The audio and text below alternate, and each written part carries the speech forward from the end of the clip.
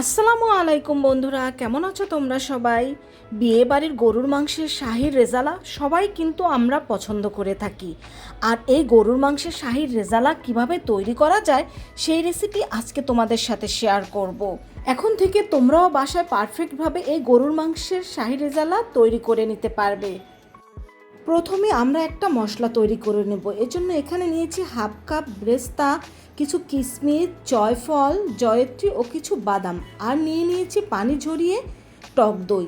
এখন একটা ব্লেন্ডারের জারের মধ্যে এই টক দই সহ সমস্ত উপকরণ একসাথে আমি দিয়ে দেব, আর একসাথে দিয়ে এগুলো আমি একসাথে ব্লেন্ড করে নেব। আপনারা চাইলে পাটায়ও বেটে নিতে পারেন।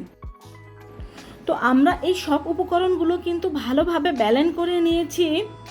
শাহী গরুর মাংসের রেজালার পারফেক্ট স্বাদ পেতে অবশ্যই এই মশলাটা তৈরি করে ব্যবহার করতে হবে। এখন এই মশলাটাকে আমি আলাদা একটা বাটিতে তুলে নিচ্ছি। আর এই মশলাটা আমরা যেহেতু পরে ব্যবহার করব, এটাকে এক সাইড করে রেখে দিচ্ছি।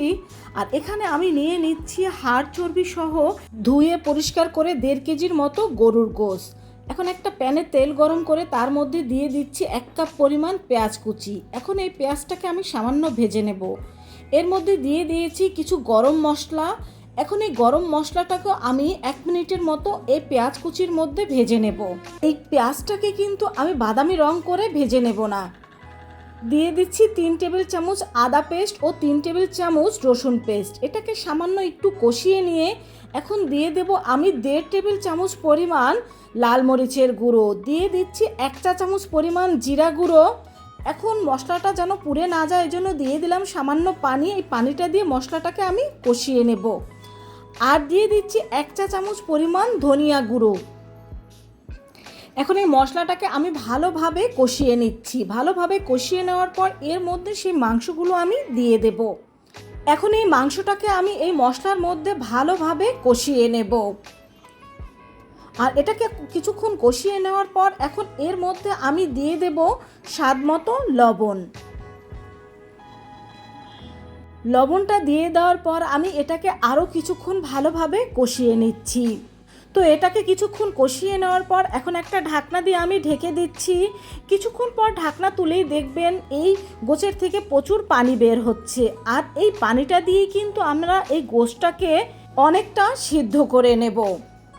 আর এখানে কিন্তু আমি কোনো প্রকার কোনো পানি ব্যবহার করব না।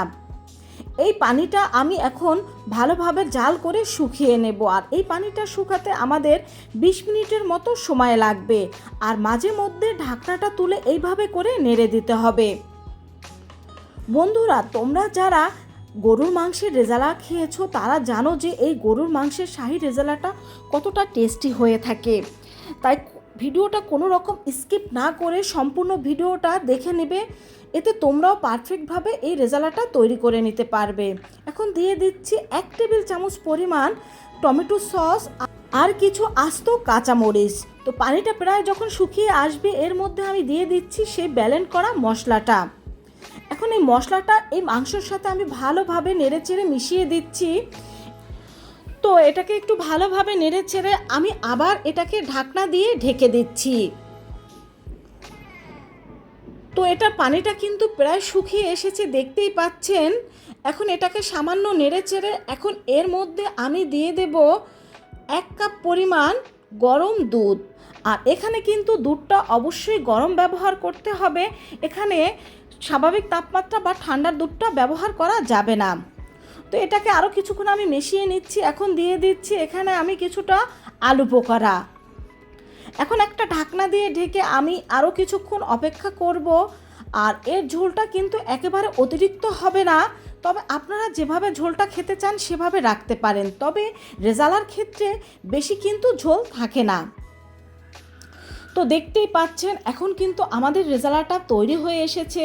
তো এটাকে রান্না করতে করতে যখন দেখবেন তেলটা এরকম উপরে ভেসে উঠেছে তখনই বুঝতে পারবেন এটা হয়ে গিয়েছে। এছাড়া যদি দেখেন গোশটা সিদ্ধ হয়নি সেক্ষেত্রে আরেকটু গরম পানি দিয়ে কিছুক্ষণ সিদ্ধ করে নিতে পারেন। তো আমাদের রেজালাটা এখন আমরা সার্ভ করে নিয়ে নিচ্ছি। আর দেখুন রেজালাটা কতটা পারফেক্টভাবে হয়েছে। তো তৈরি হয়ে গেল আমাদের শাহী গরুর মাংসের রেজালা। আর ঠিক বিয়ে বাড়িতে এইভাবে করেই কিন্তু এই রেজালাটা তৈরি করা হয়। আর এই রেজালাটা খেতে যে কতটা টেস্টি, এই কোরবানির ঈদে বাসায় তোমাদের প্রচুর পরিমাণের গরুর গোশত থাকবে, একবার হলেও ট্রাই করে দেখবে, দেখবে খুবই ভালো লাগবে। ভালো লাগলে কমেন্ট করে জানাবে। সবাই ভালো থেকো, আল্লাহ হাফেজ।